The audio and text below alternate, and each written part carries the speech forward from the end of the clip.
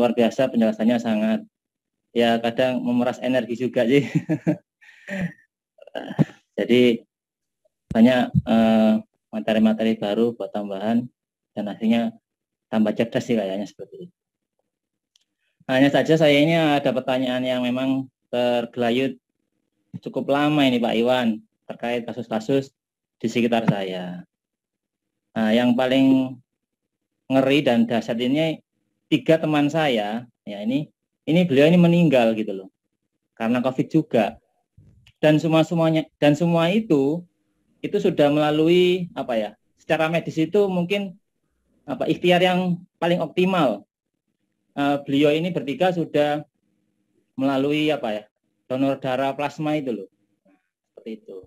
Harapannya itu kan tertolong. Nah, pertanyaan saya, seperti apa ya rangkaiannya dalam kacamata Karnus kok ikhtiar seperti itu kok nggak bisa menolong gitu Pak Iwan? Mohon penjelasannya. Terima kasih Pak Iwan. Assalamualaikum warahmatullahi wabarakatuh. Waalaikumsalam warahmatullahi wabarakatuh. Silakan Pak Iwan. Ya, jadi kondisi itu kan bermacam-macam.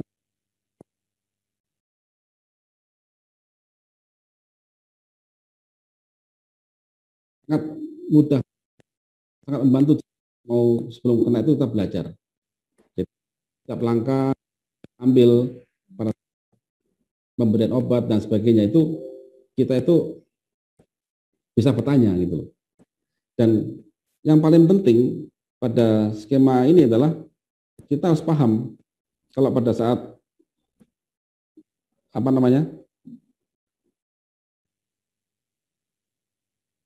hukum ini, coba selesai. Hukum ini masih ingat tadi kan Pak Budi ya? Halo Pak Budi? Hukum ini masih ingat? Jadi kita betul melihat apa yang telah dilakukan pada tubuh kita lihat di mananya yang obat yang diberikan pada kita. Apakah dia menghambat sistem imun dihambat semuanya dengan banyak obat yang lain atau banyak hal. Makanya kadang kita bisa agak cerewet sedikit bertanya, diskusi gitu. Jangan sampai pada saat kita ini sistem imun lagi gencar-gencarnya kita hambat total, dihentikan semuanya respon imunnya dengan langkah-langkah yang mungkin bisa kita siasati dengan cara yang lain. Jadi apapun langkah yang terlakukan, pahami peta ini pada infeksi virus atau virus namanya, sehingga kita bisa lebih bijak dalam memahaminya. Begitu. Saya kira demikian Pak Budi dalam mengatasi hal ini. Bagaimana Pak Budi? Apakah masih ada yang perlu ditanyakan kembali?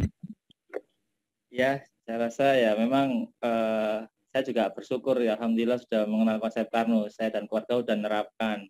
Ya, saya sedikit testimoni nih boleh ya. Alhamdulillah kanan kiri itu sudah sakit parah, batuk-batuk, tetangga hampir waktu pertengahan Juli sampai akhir Juli itu di daerah saya itu diumumkan innalillahi wa inna ilaihi raji'un. 2-3 orang meninggal setiap hari. Nah, alhamdulillah kami sekeluarga ya mungkin karena terbiasa menerapkan konsep Karnus ini ya, akhirnya bisa bertahan sampai sekarang. Nah, ini terima kasih Pak Iwan. Nah, itu sharing saya. Cukup Mbak, makasih. Baik, makasih Pak Budi. Terima kasih banyak Pak Budi informasinya, pertanyaannya dan juga testimoninya terkait konsep Karnus dalam menjalani hari-hari begitu ya kesehatan Bapak Ibu, dan alhamdulillah bisa terselamatkan juga dari virus corona. Ada informasi juga dari ini Ibu Reni menginformasikan bahwa alhamdulillah segala puji bagi Allah, saya mengucapkan terima kasih kepada Bapak Iwan dan juga konsep Karnus karena kami bisa melewati COVID Delta ini dengan selamat. Terima kasih pada Pak Iwan dan tim perjuangan 15 hari, perjuangan serasa kematian sudah di depan mata. Terima kasih Bu Reni atas testimoninya. Alhamdulillah kami juga berterima kasih Bu Reni dapat segera pulih begitu ya dari serangan COVID-19 varian Delta ini. Kemudian ada pertanyaan, apakah demam atau suhu tinggi ini berperan dalam perang, Pak Iwan? Dan obat penurun panas ini apakah memiliki efek yang menghambat proses perang tersebut? Silakan Pak Iwan. Ya, jadi demam itu adalah respon. Coba tolong saya lagi. Jadi pada saat ingat pada saat ini sel kena virus, di belakang sel ini ada sensor saraf yang akan begitu dia tertrigger oleh sel yang kena infeksi virus, akan ada histamin. Histamin ini akan masuk ke saraf pusat dan ngasih tahu tubuh kita ada serangan kuman.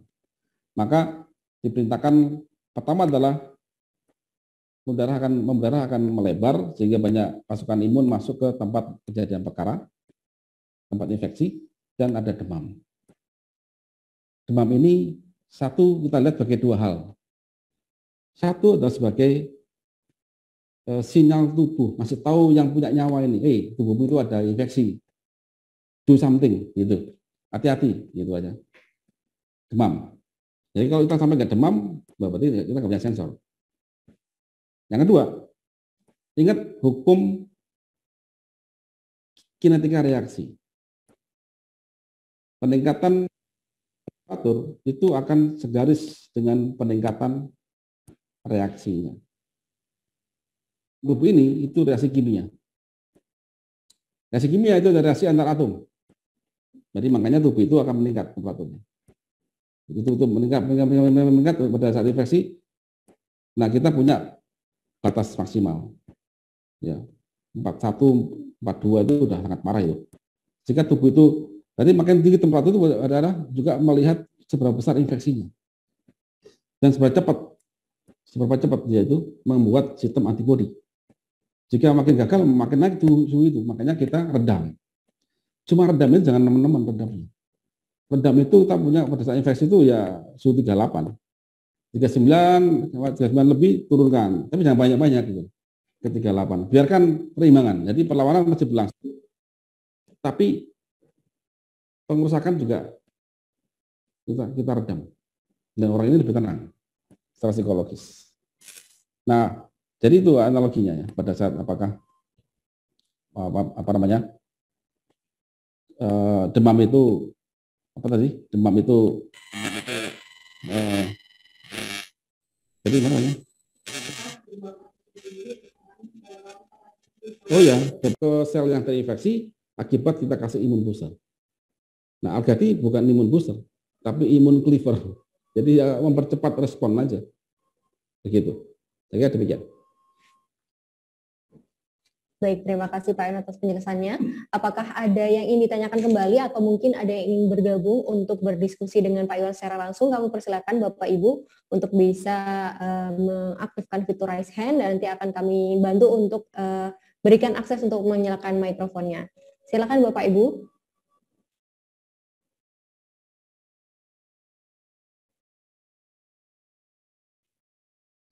Oke.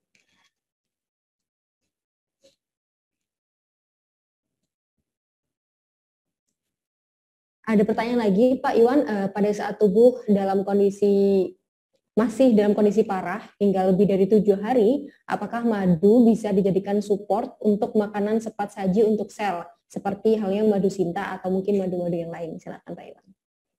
Ya, jadi pada saat kita kena demam lebih 7 hari ya, dapat IgG lebih dari 7 hari, maka kita boleh memasukkan madu dan banyak makanan yang lain. Ya apa? Itu sudah nggak ada pantangan. Jadi, tapi banyakin proteinnya. Kalau madu itu kan pada umumnya kan tidak tahu tinggi proteinnya. Dia tinggi gula ya dan zat-zat yang lainnya, antioksidan dan sebagainya. Nah, sedangkan kita juga butuh protein, makanya harus dikombinasikan dengan makanan yang kaya protein. Nah, di madu Sinta itu, madu Sinta masih bisa karena madu Sinta itu dia ada kolagennya itu, tinggi proteinnya itu. Jadi bisa. Artinya madu boleh semuanya. Kalau madu Sinta ada kelebihan, dia ada proteinnya, tambah proteinnya. Jadi sangat cocok. Ini juga tadi ada Bu Reni ya, Bu Reni ada testimoni dari itu, beliau pakai madu Sinta juga untuk support nutrisinya. kasih Pak Iwan atas penjelasannya. Kemudian ada pertanyaan kembali yang masuk ke saya. Untuk informasi di luar sana ada terkait antibodi monoklonal, Pak. Nah, ini tuh seperti apa sebenarnya dan apakah sama dengan produksi antibodi alami pada tubuh kita? Silakan, Jadi Pak Iwan. itu kan diambil dari mereka yang kena COVID ya, mantan kena COVID survival ya. Kalau seandainya sama virusnya mungkin ya nggak apa-apa. Nah, bulan Desember ya. Mungkin varian itu mungkin D614G mungkin ya. Jika orang yang saat ini kena Delta atau Kappa atau Omega, belum tentu itu sama loh. Nggak bisa. Jadi digunakan sebagai langkah ya, salah satu ikhtiar ya. Tapi kita nggak tahu apakah orang ini kena yang varian apa. Apakah itu efektif. Tapi jika kondisi urgent banget, dead or life ya, kondisinya ya coba saja gitu. Nah, tapi di kasus kita coba kembalikan sistem tubuh kita. Yang jelas antibodi itu sangat adaptif. Jenisnya tergantung pada jenis virusnya ya, yang menginfeksi pada saat itu. Ya, demikian. Baik, terima kasih Pak Iwan atas penjelasannya. Kemudian untuk informasi penerapan konsep KARUS tadi, apakah sudah cukup untuk menangani masalah COVID, Pak? Atau memang harus dibutuhkan obat-obatan lain begitu, Pak, yang harus dikonsumsi? Atau mungkin nutrisi yang lainnya? Silakan Pak Iwan. Ya, obat-obat yang lain obat simptomatik. Obat simptomatik, dan itu kalau sampai mengarah ke pemakaian antibiotik, antivirus itu harus dengan arahan dari dokter. Makanya ada kali ini maka kita harus tanya konsultasi dengan lebih dalam, bukan langsung minta obat, tapi kita bisa bertanya lebih dalam. Jika saya ini bagaimana, terus bagaimana jika apalagi ini saya kasih antivirus, gimana dok kerjanya? Oh di sini. Ditanya lagi secara logika, oh bagaimana aplikasinya? Oh ternyata nggak bisa. Berarti ya Anda bisa milih mau pakai atau tidak, gitu kan? Atau obat penyakit dahak, cari konsultasi dengan dokter. Banyak penyakit dahak. Ini yang mana? Yang bisa melakukan sulfida. Mungkin akan kasih yang mungkin acetylcysteine dan sebagainya, atau yang lain. Dan bisa bertanya, bisa nggak? Yang kita cari, yang bisa memotong rantai sulfida pada molekul lendir paru-paru kita. Nah, itu kan tambahan ilmu lagi, kan? Bisa bertanya lebih dalam. Misalnya. Baik, terima kasih Pak Iwan atas penjelasannya. Kemudian informasi dari teman-teman jadi Bapak Ibu yang hari ini bergabung juga ada pertanyaan terkait apakah ada batasan Pak Iwan dari pengkonsumsi atau mengonsumsi AGAT dalam proses penyembuhan di COVID ini? Apakah saat ini kami saya sendiri pernah mengalami ya, itu saya minum sampai 10 kali Algati, itu 12 kali. Beberapa pasien yang kena D-dimer tinggi itu ya demikian. Jadi saat ini yang kita punya batasi di angka 10 kali. Selama mungkin 5 hari, 6 hari. Untuk agi serial 3 kali. Agi serial bebas, jadi yang batasi itu adalah perut kita mampu nggak menampung, ya itu aja. Kalau secara itu nggak ada masalah. Gitu. Baik, terima kasih Pak. Baik Bapak Ibu, jika ada yang ingin bergabung kembali untuk bertanya secara langsung atau berdiskusi secara langsung kepada Pak Iwan, kami persilakan untuk bisa melakukan keywordnya. Akan kami bantu untuk meningkatkan, untuk mengaktifkan mikrofonnya, memberikan akses, dan nanti akan Bapak Ibu untuk bisa berdiskusi dengan Pak Iwan secara langsung.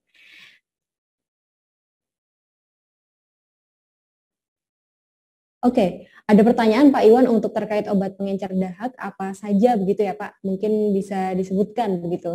Jadi obat pengencer dahak itu bisa dicari di apotek yang memang masalah lendir ya, yang sering kita pakai juga, itu adalah acetylcysteine. Itu nama apapun ya. Nanti banyak merek. Banyak merek yang itu bisa mati. Bentar. Jadi tes bisa. Jadi untuk apa namanya, untuk obat penyedap itu bisa pakai nama apa ya, nama obatnya, molekulnya itu namanya asetilsistin.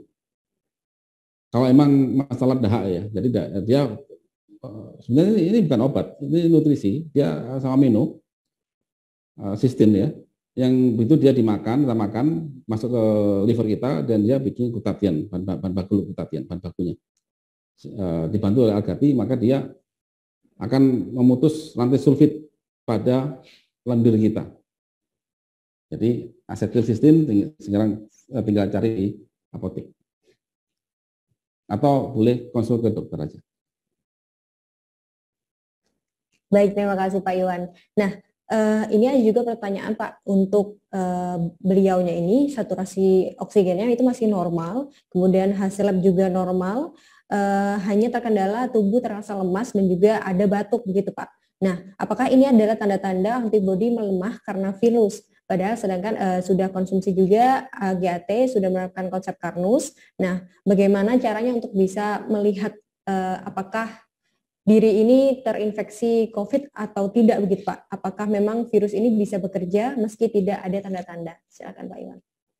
Ya, kalau ada demam Mbak dia? Ada demam apa tidak? Mungkin bisa live telepon. Karena gejala itu adalah demam, kemudian apa namanya? Kebanyakan ada demam dan batuk ya. Oke. Ada hasil PCR juga, hasil rapid antigen juga. Jadi kalau cuman lemah dan sebagainya itu belum tentu jelas. Kemudian coba cek gula darahnya berapa dan lain sebagainya. Jadi tinggal kita lakukan perbaikan di situ. Itu intinya begitu. Oke, baik Pak. Selain itu, apakah ada ciri-ciri khusus lain Pak, seperti detak jantung atau mungkin bagaimana yang bisa membantu kita untuk bisa lebih aware gitu terhadap kesehatan kita? Ya, yang jelas ada, kalau masalah virus itu kita ada demam, ada untuk COVID ada kayak batuk ya, demamnya itu tinggi. Terus kemudian detak jantung itu naik. Ya di situ, itu ada infeksi sudah. Tinggal kita sertifikasi apakah ini apakah virus COVID atau itu kan. Nah, bisa jadikan kalau udah kena virus, bagi lakukan langkah tadi. Lakukan langkah tadi karena virus hanya bisa diobatin dengan antibodi kita dan bersabar. Karena belum ada obat antivirus. Nah, tadi masalah lemah dan sebagainya itu berarti energinya nggak sampai ke dalam selnya. Coba dicek parameternya, berapa gula darahnya, berapa tensinya, lebih lengkap. Nanti data itu nanti bisa dikonsultasikan dengan tim kita di head officer kami, dengan Pak Sabto ya, bisa dikomunikasikan via Zoom private bisa untuk dipandu. Gitu. Atas penjelasannya. Jadi untuk Bapak Ibu yang memiliki keluhan atau ingin berkonsultasi secara langsung begitu ya kepada tim dari Toko Karnus atau Konsep Karnus, bisa langsung menghubungi head advisor kami, bisa langsung menghubungi nomor admin juga di 0857 0707 1894. Nanti akan kami catatkan juga pada Bapak Ibu, dan mungkin ada yang ingin langsung bertanya dengan Pak Iwan di kesempatan kali ini juga kami persilahkan Bapak Ibu untuk bisa menuliskan, mengaktifkan fitur raise hand. Nanti akan kami bantu untuk open microphone dari Bapak Ibu sekalian. Oke, apakah ada pertanyaan lebih lanjut? Kami persilahkan Bapak Ibu untuk bisa chat juga untuk yang masih ada pertanyaan atau ingin berdiskusi secara chat juga kami persilakan, silakan untuk bisa menuliskan informasi dan pertanyaan di kolom. Bagaimana membuat imunitas itu cerdas gitu ya. Sama saya bertanya, bagaimana kita bisa kuat melawan bandit? Begitu kan analoginya. Bagaimana saya bisa cerdas untuk melawan preman jika ketemu saya, begitu, pemalak begitu. Yang pertama adalah pastikan semua sel bisa makan, pastikan saya makan, saya sehat. Nah, kalau sel itu tubuh manusia ini pastikan lambungnya bagus, makan saya sempurna dan bantu darah, lindungi darah, itu aja. Jadi gitu. Jadi ya pakai kalau di kardus ya pakai agisterial untuk fungsi lambung, jaga lambung terus. Makanya saya makan banyak lauk, gitu kan. Terus kemudian lindungi darah itu supaya encer terus, punya oksigen yang bagus, pakai Agati untuk meningkatkan saturasi, hidupnya tenang, terus sering latihan, gitu kan. Jadi kalau di dunia luar ini seberapa kuat saya bisa respon cepat dengan adanya menghadapi kejahatan, ya latihan dong, latihan karate lah, latihan handball, apalah, gitu kan. Latihan dong, olahraga dong, gitu kan. Nah kalau sistem imun bagaimana pada saat tubuh kita ini sudah sistem nutrisi bagus, ya, metabolisme bagus, maka olahragalah. Dan kemudian jangan sering di rumah terus, gitu kan. Artinya begini, kita itu harus sering tanda kutip ya bertarung gitu, melatih sistem imun. Cerdas itu kan ada latihan, nggak mungkin cerdas itu nggak ada latihan. Jadi itu poinnya ya. Cerdas itu ada latihan.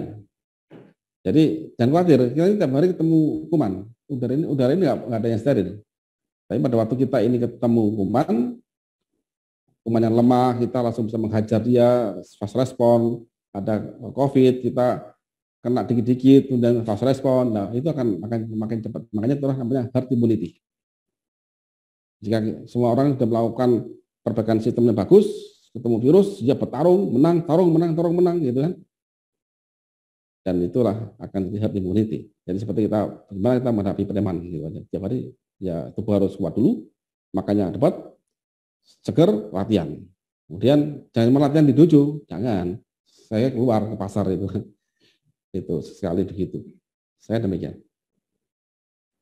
Baik, terima kasih Pak Iwan. Jadi memang harus tetap latihan begitu ya. Meskipun selama PPKM tetap di rumah aja, harus juga menambah nutrisi. Jadi makan makanan bergizi juga, tapi jangan lupa untuk tetap berolahraga meskipun tidak berat-berat begitu ya Bapak Ibu. Kalau bisa berolahraga dalam rumah, tetap melakukan aktivitas fisik secara rutin, nah agar juga tubuh bisa jauh lebih sehat, metabolisme tetap berjalan lancar begitu. Kurang lebih begitu ya Pak Iwan ya?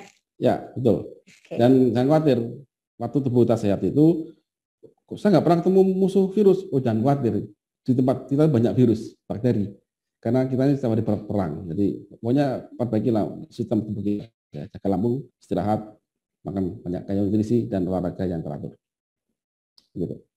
Oke, baik. Nah, ini berkelanjutan nih Pak Iwan, ada pertanyaan dari informasi Pak Iwan untuk melatih sistem imun. Ini ada pertanyaan, vaksin kan virus yang dilemahkan nih Pak, yang dilemahkan begitu. Apakah hal itu juga termasuk dalam proses latihan sistem imun kita? Silakan ya, Pak Iwan. Itu positifnya vaksin. Jadi bagi mereka yang belum pernah kena COVID, kan mengenakan diri gitu kan ya. Jadi begini aja, begitu kita kena vaksin, demam tidak kita dalam hitungan hari itu. Saya kan nggak tahu ya, vaksin itu banyak macamnya, kita nggak tahu. Jadi ibarat vaksin itu adalah penjahat yang sudah dilemahkan. Apakah dikecrek tangannya, kakinya, atau cuman dikecrek satu tangan aja, satu tangan bisa mukul gitu kan. Ya tergantung itu. Jadi hasilnya pun tergantung juga. Tapi itu ingat, itu hanya hasil respon imun ya. Tapi juga dapat hasil antibodi, tapi antibodi hanya untuk virus tadi. Gitu. Jadi minimal kita dapat. Nah, bagi yang sudah kena bagaimana? Yang sudah kena ya sebenarnya ya sudah latihan, dia sudah real latihan itu. Ini sudah bertarung dia sebenarnya itu. Begitu. Jadi itu gambarannya aja. Oke. Terima kasih Pak Iwan atas penjelasannya. Berarti memang bisa gitu ya menjadi salah satu poin positif, tapi juga harus kembali lagi diingat Bapak Ibu untuk bisa menjaga dirinya terlebih dahulu. Jadi harus ada persiapan terlebih dahulu sebelum dalam perang gitu ya. Jadi sebelum vaksin harus dipersiapkan dulu tubuhnya, antibodinya, sistem imunnya agar bisa kuat dalam menghadapi virus yang dilemahkan atau yang didormankan itu ke dalam tubuh kita. Begitu ya kurang lebih Bapak Ibu. Apakah masih ada pertanyaan lagi yang ingin disampaikan? Kami persilakan Bapak Ibu, jika masih ada pertanyaan akan kami sampaikan ke Pak Iwan.